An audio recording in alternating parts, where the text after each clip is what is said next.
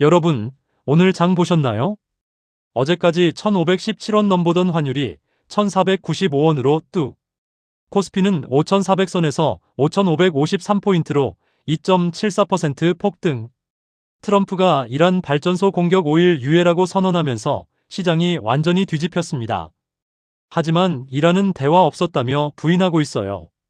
과연 이게 진짜 완화일까요? 아니면 또 다른 폭풍 전야일까요? 오늘은 유가, 환율, 증시, 반도체, 정부 대응까지 5대 이슈를 한꺼번에 정리해드립니다. 그럼 타이거 사장과 함께 바로 시작할게요. 트럼프 대통령이 현지 시간 23일 이란과 생산적 대화를 나눴다며 이란 에너지 인프라 공격을 5일간 유예한다고 발표했습니다. 그 순간 브렌트유는 하루 만에 10.9% 폭락해 배럴당 99.94달러로 마감. WTI도 10% 넘게 떨어졌죠. 장중에는 한때 14%까지 급락하기도 했습니다. 왜 이렇게 떨어졌을까요? 시장은 확전 우려가 일단 줄었다고 판단한 거예요. 하지만 이란 측은 미국과 어떤 대화도 없었다고 강하게 부인하면서 불안감은 여전합니다. 유가가 아직도 중동 사태 이전보다 30% 이상 높은 수준이라 물가 압력은 남아있어요. 중동 긴장 완화 기대가 커지면서 위험자산 선호 심리가 살아났습니다. 원달러 환율은 전 거래일보다 22원 가까이 떨어진 1495.2원에 마감. 나흘 만에 1,500원 아래로 내려앉았어요. 코스피는 148포인트 2.74% 급등해 5,553.92로 장을 마쳤고 코스닥도 2.24% 올랐습니다. 외국인 매도세가 주춤하고 기관과 개인이 매수에 나서면서 반등에 성공했죠. 트럼프 효과라고 부를 만한 하루였습니다. 하지만 유가가 다시 반등하거나 이란이 강경 모드로 돌아가면 언제든 되돌릴 수 있어요. 유가 급락에도 불안은 완전히 사라지지 않았습니다. 호르무즈 해협 봉쇄 우려, 나프타 공급 차질로 일부 공장이 멈추는 사례가 나오고 있어요.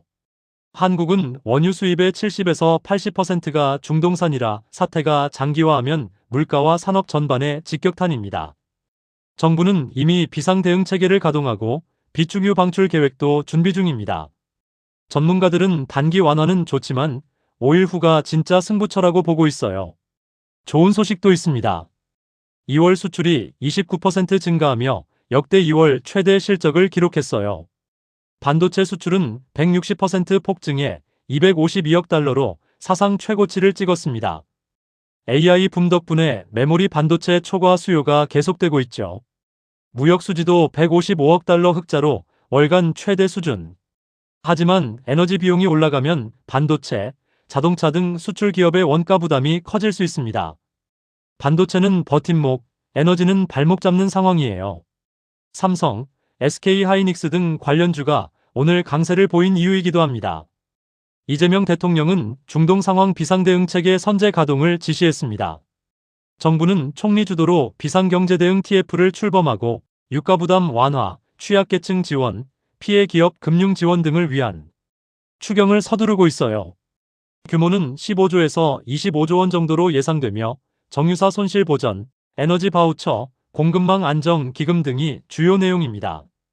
비축유도 3개월간 단계적으로 방출할 계획이에요. 고유가, 고환율, 고물가, 삼중고를 막기 위한 선제 대응이라는 평가가 나옵니다. 오늘 시장은 트럼프 한마디에 크게 반등했지만 이란의 반응과 5일 후 상황이 변수입니다. 투자자 여러분, 단기 변동성은 여전하니 포지션 관리를 철저히 하시고 반도체, 방위산업 등 상대적으로 강한 섹터는 눈여겨보시길 바랍니다. 서민 여러분은 유가, 물가 동향을 주시하면서 정부 지원 정책도 잘 챙겨보세요. 이상 타이거 사장이었습니다. 오늘도 함께해 주셔서 감사합니다.